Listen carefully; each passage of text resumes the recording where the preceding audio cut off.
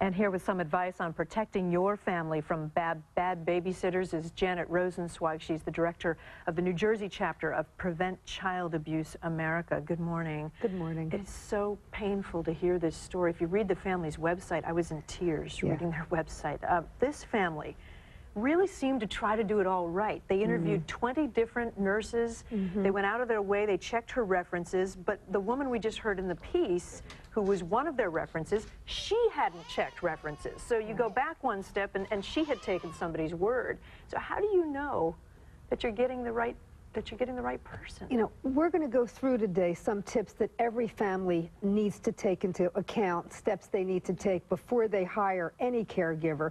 But the bottom line is no protection is 100%, and you need to stay on top of the situation and recognize problems like this family did. You do want to get, obviously, a full employment history. Don't take somebody's word. Never take somebody's word. You're looking for an uninterrupted employment history in fields that are related to child care, to caregiving, to child development.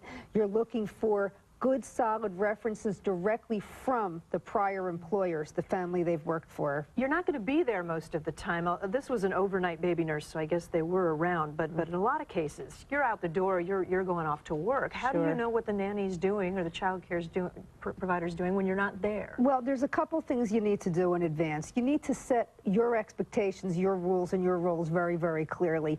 Families need to understand clearly that it's their house. Stopping home unannounced, having your friends, your family, your neighbors, just stop in and see what's going on. And if a nanny cam makes you feel better, there's no harm in that either. You also say to schedule break time for the nanny. Nobody is superhuman. Nobody is superhuman. And people, you know, especially when we look at shaken baby syndrome, which happened in this tragic case, that's often a result of a very frustrated caregiver who can't figure out any other way to get a baby to be calm.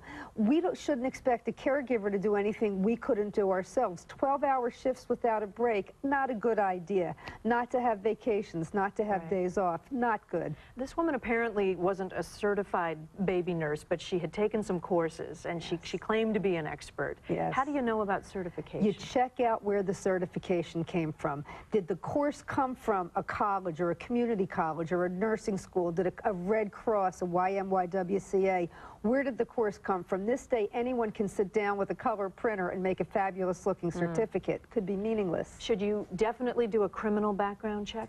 You should do it because it'll make you feel better. But what people have to understand is the overwhelming majority of people that abuse children are never even caught, let alone charged and convicted. So the criminal check is not going to pick up a very small minority of folks that have abused kids, but certainly not a step to skip. And just a couple quick last points that you mentioned that I thought were so interesting. You said you should ask these people what's their motivation, why do they want the job, and also ask them how they're going to deal with frustration. Absolutely, because the caregivers are human too. We need to know if someone says that it's because I love children, you come back with, well, how do you handle your frustration? And you look for an honest answer. And if they say I don't get frustrated? Then that's not a human, that's probably not an honest answer. We all get frustrated with a crying baby or a stubborn 3-year-old.